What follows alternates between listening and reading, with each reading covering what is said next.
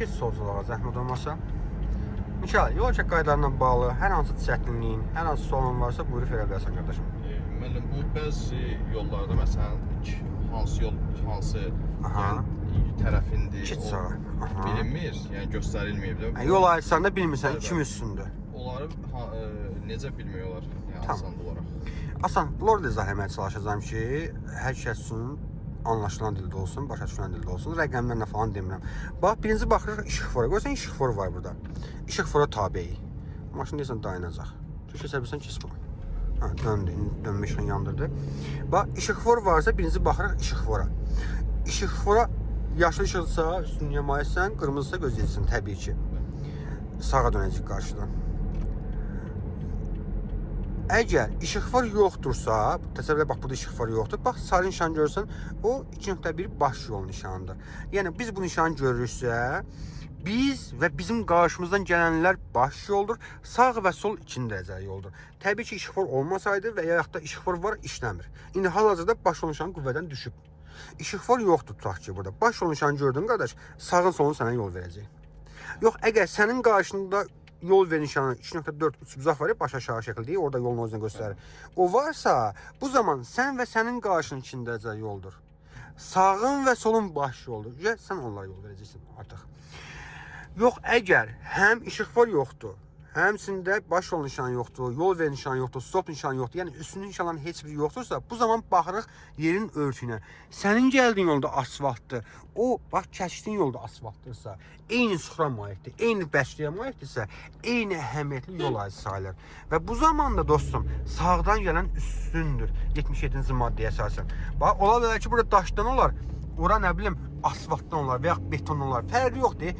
Asfalt betondan daha yaxşı, daha keyfiyyətlidir. Fərqi yoxdur. Suxura baxırsan. Biri torpaq, biri asfaltdırsa, yox, sağdan qalan üstün olmur. Artıq torpaq yola nisbətən örtüyü bərk olan yol baş yol hesab edilir.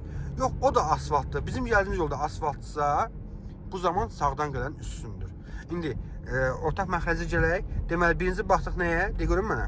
Yolun betondur ya. Yox, lap birinci, kim üstün olmadığına. Əsas nişanlarını. Əsas işıqfordur. İşıqfor varsa. İndi onun da işıqfor da qüvvədən salan var ya, nizamlayıcı, polis əməkdaşı. Məsəl üçün, yolda svetofor da var, polis əməkdaşı dayanıb, deyir, sür. Amma svetoforda qırmızı işıqdır. Artıq nizamlayıcı sənə əmr göstərirsə, əmredici siqnal verirsə, sür.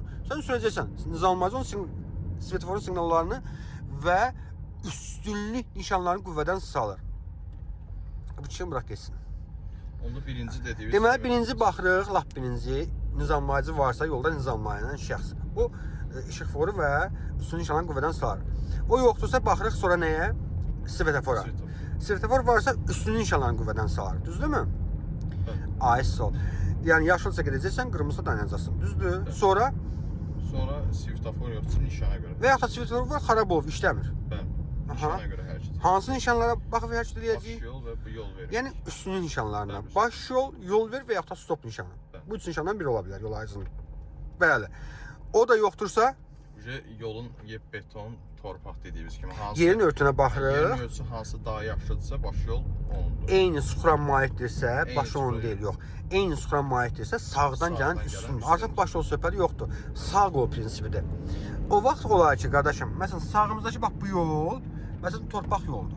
Sən asfalt yolundan gəlirsən. Bu zaman baş yol sən hesab edirsən. Aydındır? Belə. Çətinlik heç nə yoxdur qardaşım. Qaydalar belə deyim də, elə yazılıb ki, hər kəs qaydalara riayət eləsə, hər kəs nişanın, nə bilim, svetoforun siqnallarına diqqət eləsə, qəzalar olmaz. Uğurlar olsun dostum.